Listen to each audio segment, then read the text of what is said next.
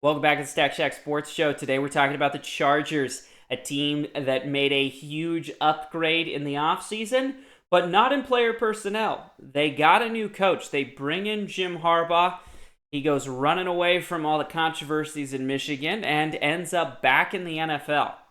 And now, I won't talk about those Michigan controversies in this video. We'll save that for some college football talk that'll be coming at some point here in the future as that season gets ready to start. But Jim Harbaugh comes back to the NFL, first time back in the NFL since some great seasons in San Francisco. Really kind of brought San Francisco back. Kyle Shanahan obviously taking them over as well. But the Super Bowl appearance, leading Colin Kaepernick, they were an electric team when he was last in the NFL. And he's a guy that's turned around pretty much every program he's been in almost instantly. I mean, you think about Stanford, Andrew Luck, and those teams, Christian McCaffrey coming out of Stanford as well, right? That is the Jim Harbaugh effect of bringing that football program back. Then comes to the NFL, turns the Niners around instantly, leaves. Again, these teams are still having some success years following Harbaugh leaving. Then he goes back to Michigan, his alma mater, turns them around almost instantly, wins a national championship last year, decides to come back to the NFL. What is the Chargers going to look like? That's the big question. We think Herbert can play. Is the Jim Harbaugh effect going to be strong enough? I think it will be. I do. I believe in Harbaugh's ability to turn programs around, and I think he's got enough weapons to build the team he wants. Now, what is interesting, if you look at the key losses, he did lose a center. That's tough. Also lost Austin Eckler, who was a fantastic running back. But he's getting a little older, having some injury issues potentially. The big loss, I think, was actually the tight end, Gerald Everett. He moves on. But to replace him, they bring in Hayden Hurst, and not on this list, but they also brought in Will Disley. The Chargers pretty much immediately started to bring in tight ends and linemen. And they signed two Baltimore running backs, Gus Edwards and J.K. Dobbins. Both come from Baltimore. To me, this looks like Jim Harbaugh is saying, I am going to play bully ball on offense. I'm going to take what has really worked pretty much his entire career. I would say at San Francisco was a little less, but definitely at Stanford, definitely at Michigan. And to some extent, the same was true. I mean, Frank Gore. Jim Harbaugh likes to run the ball. This is going to be a run-focused team, which should give them some stability, should help Justin Herbert. He's been hit a lot. I think this is going to be a fun watch, kind of an old school football style team. They're going to run the ball. I think they might challenge the Ravens, right? We say the Ravens kind of are this outlier where they just run the ball way more than everybody else. I think this season it's going to be a two-team race for who's got the most rushing yards and carries. The Chargers want to run the ball. They brought in two tight ends. Disley, really mostly known as a blocking tight end, to go along with two new running backs, Gus Edwards and J.K. Dobbins. Now, it is Gus Edwards' really first time being kind of the starter. Can you count on him? I think you can. He's been counted on in Baltimore last couple of years with all the injuries. But then again, Baltimore has had injuries all over the place.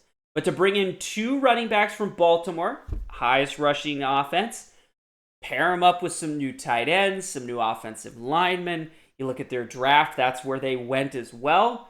I didn't have room to put their draft on here, but they went and picked up linemen in the draft as well to protect Herbert, but I think also to maul defensive lines and run the ball. It's going to be fun to watch. They were 5-12 last year. They were quite terrible.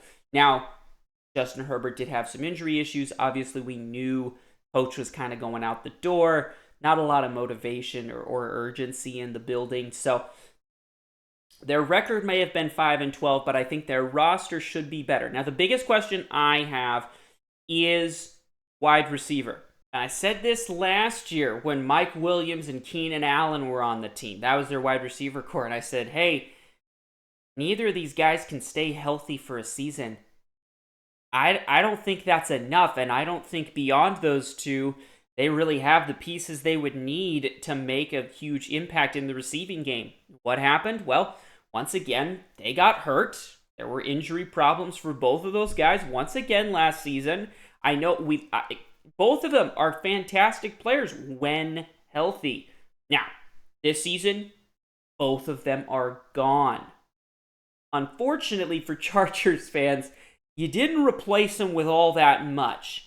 I'll just read off the wide receivers right now. According to the depth chart, you got Josh Palmer, who, now he has been a solid fill-in player for when Mike Williams and Keenan Allen went down. He's going to be the new number one, but he's never really been considered a number one player. That's just not where people think of him.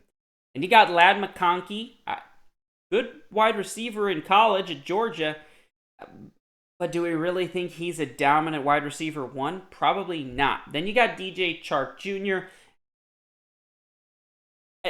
We're throwing names out here. Now, Quentin Johnston was a high draft pick, and he's not on the starting three, but he's been kind of a bust so far. So, we talk about Jim Harbaugh's going to want to run the ball. I think this is also a factor of he doesn't have anybody to throw it to. Now, they're going to run the 2 tight end sets, right? And they're going to throw the ball to the tight ends.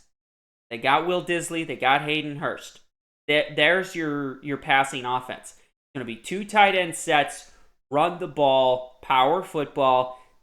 But honestly, I don't know if they have enough over-the-top type guys who can really stretch a defense and open it up. Because right now, if I'm a defensive coordinator, I'm just going to load the box and dare one of those wide receivers to beat me. Now, can Josh Palmer have a great year? Could Quentin Johnston, really all of a sudden rise back up to the player that he was drafted as? Maybe. But when you look at that offense, there's not a lot of wide receiver talent. There's not a lot of people to throw the ball. You say you got a great quarterback in Justin Herbert, but I think he's going to turn into hand it off to J.K. Dobbins and Gus Edwards and run the ball, dump it off to the tight ends. That's kind of where you're going to have to play. Now, again, tight ends I think are solid, but there's no real over-the-top guy, and I'm worried people are going to be able to load the box, play zone in the flats, cut that out. You're going to have to stretch the field, I guess, with the tight ends. So, some serious concerns on offense for the Chargers. If you look at their offense and defense, nothing special last season, according to PFF, 22nd and 20th for offense and defense, respectively.